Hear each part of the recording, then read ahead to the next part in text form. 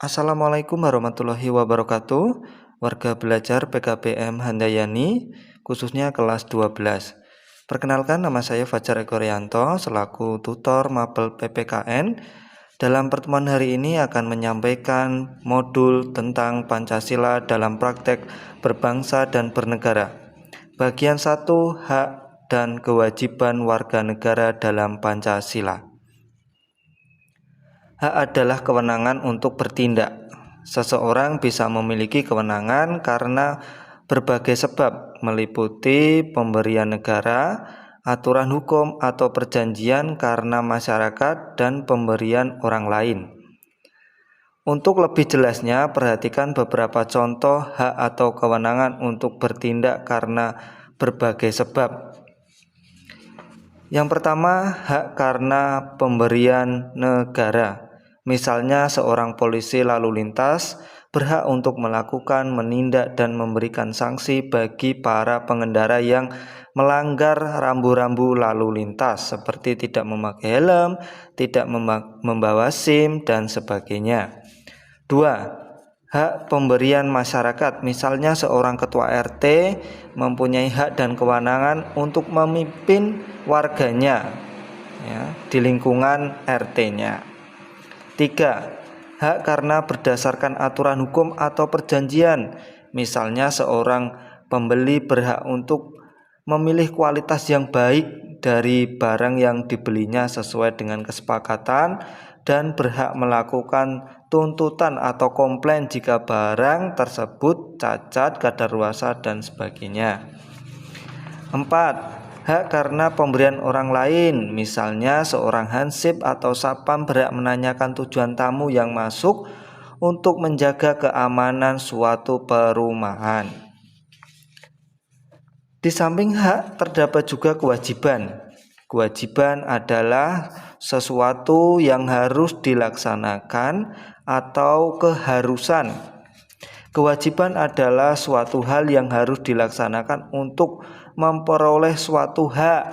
Contohnya membayar pajak bumi dan bangunan, terus membayar pajak motor kendaraan. Nah, itu.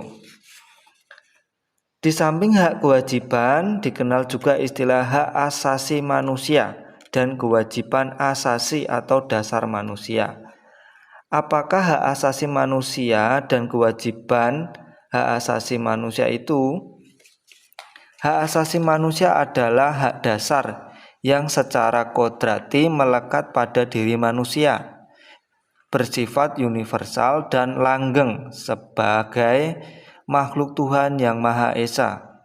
Hak asasi manusia merupakan anugerah dari Tuhan yang Maha Esa yang wajib dihormati, dijunjung tinggi, dan dilindungi oleh negara, pemerintah, dan setiap orang. Oleh karena itu, hak asasi manusia harus dilindungi, dihormati, dipertahankan, dan tidak boleh diabaikan, dikurangi, atau dirampas oleh siapapun. Di samping hak asasi manusia, kita juga mempunyai kewajiban asasi manusia. Kewajiban asasi manusia tidak bisa dilepaskan dari hak asasi manusia. Keduanya mempunyai keterkaitan antara satu dengan yang lain. Menurut Undang-Undang Nomor 39 Tahun 1995 tentang hak asasi manusia, dikatakan bahwa hak asasi manusia merupakan hak dasar yang secara kodrati melekat pada diri manusia, bersifat universal dan langgeng. Oleh karena itu harus dilindungi, dihormati, dipertahankan, dan tidak boleh diabaikan, dikurangi, atau dirampas oleh siapapun. Berdasarkan hal itu, hak asasi manusia mempunyai ciri-ciri sebagai berikut. Pertama, hakiki, artinya secara hak yang secara kodrati melekat pada dan tidak terpisahkan dari manusia. Hak asasi manusia melekat kepadanya sejak dia dilahirkan. 2. Bersifat universal dan langgeng, artinya hak asasi manusia berlaku untuk semua manusia, baik yang berusia muda atau tua, tanpa memandang status suku, ras, agama, dan terus menerus. 3. Harus dilindungi, dihormati, dipertahankan, artinya mendapatkan jaminan perlindungan dan penghormatan hukum. 4. Tidak boleh diabaikan, dikurangi, atau dirampas oleh siapapun. Artinya hak asasi manusia tidak bisa diambil atau diserahkan kepada orang lain. Demikian tadi pembelajaran pada bagian pertama tentang hak dan kewajiban warga negara dalam Pancasila. Dan terima kasih kepada warga belajar PKBM Handayani yang telah menyaksikan video pembelajaran pada kali ini. Dan jangan lupa untuk subscribe, like, dan komen untuk berkembangnya channel ini. Terima kasih. Wassalamualaikum warahmatullahi wabarakatuh.